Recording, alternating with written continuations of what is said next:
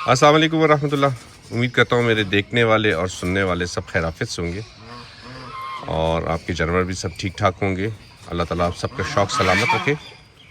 आज हम अपने जानवरों को कॉपर कैप्सूल खिला रहे हैं, तो मैंने कहा चले आप सबके साथ शेयर करते हैं कि हम कैसे उनको खिला रहे हैं, जबकि हमारे पास खिलाने वाले वो टूल भी नहीं है। तो मैंने कहा आप सबसे शेयर करते हैं कि इसके खिलाने का तरीका, आसान तरीका क्या है और इसके क्या फ़ायदे हैं।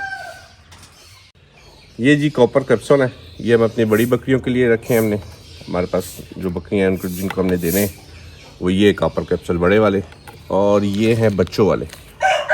अभी बच्चों के लिए भी बनाएंगे और बड़ी बकरियों के लिए बनाएंगे। बनाने का हमने तरीका ये किया है, जो जुगाड़ हमने ढूंढा है, केला इस तरह काट लिया, कैप्सूल खोला, ठीक है जी, आराम से इधर इसके बीच में कैप्सूल खोल के डाल दिया, ठीक है, और केले को आराम से प्रेस कर दिया। ये कैप्सूल उसके अंदर चला गया, एक तैयार हो गया। हम कोशिश कर रहे हैं कि अपने सारे जानवरों को कॉपर कैप्सूल जो है खिला ही दें। ये बीच में से काट लिया आधा करके और इसको यहाँ से खोला और फिर कैप्सूल भी खोला। बड़ा टाइट है भाई। ये कैप्सूल इसमें डाल दिया और ये इसको यहाँ पे बंद कर दिया। ये भी तैयार हो गया। असल में हमें सही केले नहीं मिले, हमें केले थोड़े से सुबह जल्दी यही केले जो थे यही मिले, हमने फिर यही ले लिए इन्हीं से काम चलाने के लिए जो अवेलेबल थे सुबह सुबह। तो ये अब हम तीसरा कैप्सूल भी तैयार कर रहे हैं।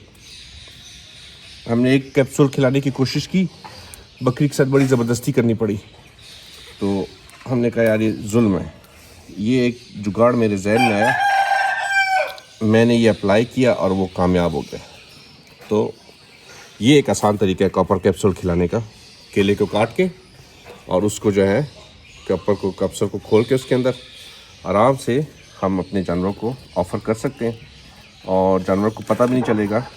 अभी हम खिलाते हुए भी आपको दिखाते हैं एक बकरी को, ठीक है ना। ये जी कॉपर कैप्सूल, ये देखिए कॉपर आपको शायद नज़र आ रहा होगा, कॉपर है इसके अंदर। ये केला इसको दिया और इसने आराम से बिल्कुल खा लिया।